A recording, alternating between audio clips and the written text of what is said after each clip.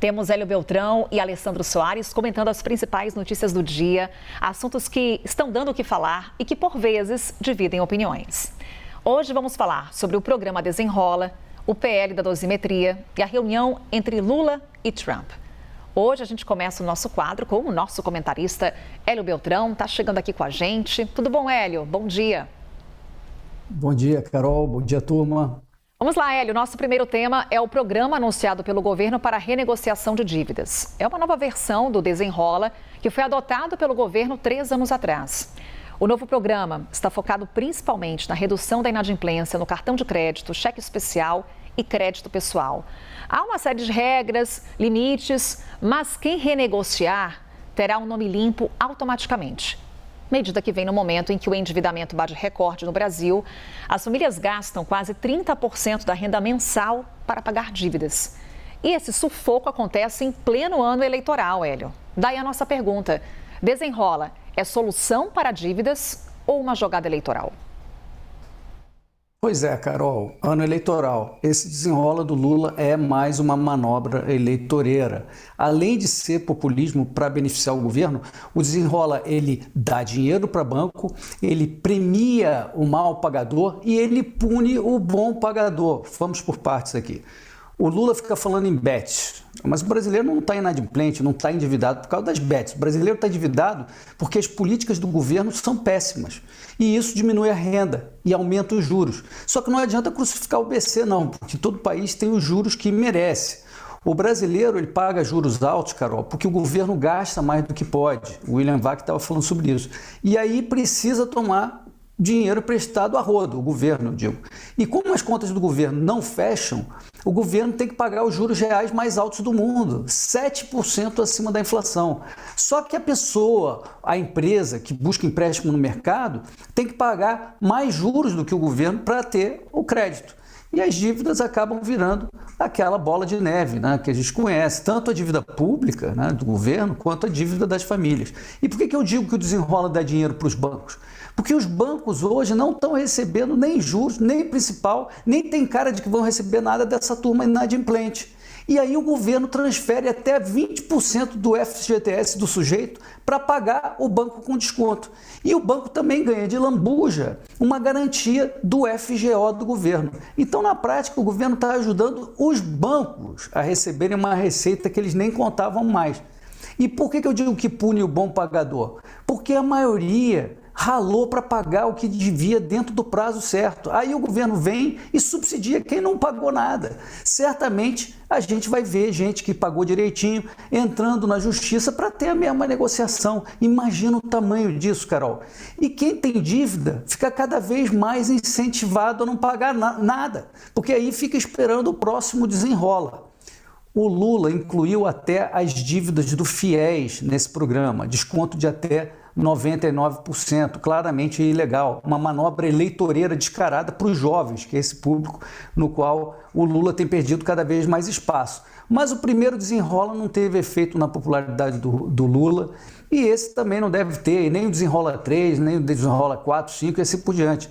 A questão estrutural, que é cortar gasto, que é reduzir imposto, o governo não quer. Para a gente ter o Brasil crescendo, o Brasil prosperando, a gente vai precisar de políticas públicas opostas à do PT, Carol. E o eleitorado sabe disso.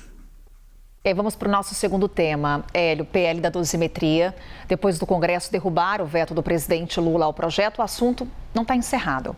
O caminho para que essas mudanças cheguem à prática ainda deve passar pelo Supremo Tribunal Federal. Vale lembrar aqui que as defesas já começaram a acionar, inclusive, o Supremo, mas o texto ainda não foi promulgado, a lei não foi promulgada. Hélio, o Supremo Tribunal Federal deve rever decisão do Congresso? Carol, o STF não pode rever a decisão do Congresso, que é a casa responsável por escrever as nossas leis. Não pode rever porque a lei da dosimetria não tem nada de inconstitucional. O Congresso debateu, aprovou, aí o presidente Lula vetou e o Congresso derrubou o veto, tudo certinho, conforme as regras do jogo. A lei da dosimetria ela precisou ser criada justamente para mitigar um pouquinho os erros, os abusos do julgamento das pessoas que estavam na Praça dos Três Poderes naquele 8 de janeiro. É óbvio que essas pessoas não poderiam ter sido julgadas pelo Supremo Tribunal Federal porque não tem foro privilegiado, mas foram julgadas pelo Supremo mesmo assim. E foram julgadas em plenário virtual, sem sustentação oral da defesa, e não tiveram as condutas delas individualizadas, ou seja, a acusação não conseguiu provar efetivamente os crimes de cada um, e foram condenadas por crimes sobrepostos. Né? No final de tudo, que é o pior, Carol, não tem nem a quem recorrer. É um absurdo total. Então, o Supremo Tribunal Federal, que agora, diferentemente da época do 8 de janeiro, está mergulhado numa crise seríssima de reputação, de popularidade, não tem nem moral para embarrear essa decisão legítima, por sinal, do Congresso. Pesam suspeitas sobre o ministro Toffoli, que teve relações comerciais com o Vorcaro, pesam suspeitas sobre o ministro Alexandre de Moraes, o escritório da esposa dele recebeu 80 milhões de reais do Vorcaro. Aliás, um parênteses, Carol, o jornalista Felipe Moura Brasil, belíssimo trabalho, aliás, resgatou a sabatina do ministro Moraes lá atrás. Na época, o ministro jurou, não, nem era ministro na época, mas ele jurou de pés juntos aos senadores que se declararia suspeito se houvesse algum caso do escritório Bastos de Moraes tramitando no Supremo Tribunal Federal, mesmo que a lei nem previsse isso. Então você vê que as sabatinas têm sido mesmo um teatro, uma farsa. Mas, voltando à dosimetria, ela é uma tentativa de reparar essas grandes injustiças. Pega a Débora, por exemplo, aquela moça que escreveu "Perdeu um mané com batom na estátua da praça". Ela não poderia ter sido condenada, Carol. A gente realmente vai precisar resolver essa questão pela lei da dosimetria. Vamos ao nosso terceiro e último tema, Hélio. O encontro entre Lula e Donald Trump, previsto para acontecer na próxima quinta-feira. É a primeira vez que os dois vão se reunir na Casa Branca, em Washington. Mas eles já estiveram juntos em outras duas oportunidades. Em setembro, na abertura da Assembleia Geral da ONU, e em outubro, na cúpula da Associação de Nações do Sudeste Asiático. Desta vez, com o presidente americano em casa, Hélio, o que esperar? Recentemente, Lula criticou Trump e a ofensiva americana no Oriente Médio. Hélio, essa reunião entre Lula e Trump é um risco ou uma oportunidade? Carol, risco e oportunidade são dois lados da mesma moeda. Como a gente já falou aqui, o Lula ele adotou uma estratégia arriscada, um certo desespero para tentar estancar a queda de popularidade. Qual foi essa estratégia? Provocar o Trump ao máximo. A gente viu na viagem recente dele à Europa, ele atirou em todas as frentes contra o Trump. Ele falou que duvidava da intenção do Irã de produzir bomba atômica, ele criticou o bloqueio a Cuba, ele criticou a visão do Trump sobre imigração, ele criticou a postura do Trump nas redes, que por sinal o Lula adoraria poder censurar, e ele até incentivou publicamente o presidente da África do Sul a peitar o Trump e aparecer lá na reunião. Tudo isso deve ter sido, sim, um cálculo político. O Lula deve ter pensado assim: eu vou arrumar uma briga com ele, aí eu uso essa figura do inimigo externo e depois a gente vê como é que fica. E esse como fica nós vamos ver a partir desse encontro de quinta-feira.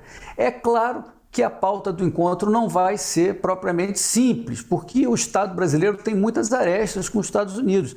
Tem aresta na questão da responsabilização das redes por conta das postagens dos usuários, tem aresta na investigação em curso da seção 301 americana pelas más práticas comerciais do governo brasileiro, tem a questão de Cuba, tem os minerais críticos, tem a questão da classificação das organizações criminosas como terroristas. Então são vários riscos que o Lula corre, desde algo mais leve, como uma chamada naquela hora que o Trump leva o convidado ali na poltrona para frente da imprensa, até alguma coisa mais grave que poderia afetar todos os brasileiros, por exemplo, sanções decorrentes da investigação seção 301, como que eu falei, sobre o protecionismo do governo brasileiro, ou outras sanções. Já a oportunidade que o Lula tem é fechar algum bom acordo sobre minerais críticos ou sobre alguma pauta importante para os Estados Unidos. Isso poderia até render algumas manchetes a favor do Lula, mas o eleitorado dele de esquerda pode ficar possesso, né? Chamar ele de entreguista. Vamos ver, Carol. São as opiniões do Hélio Beltrão, nosso comentarista aqui com a gente. Hélio, muito obrigada. Até quinta-feira. Até quinta. Obrigado, Carol.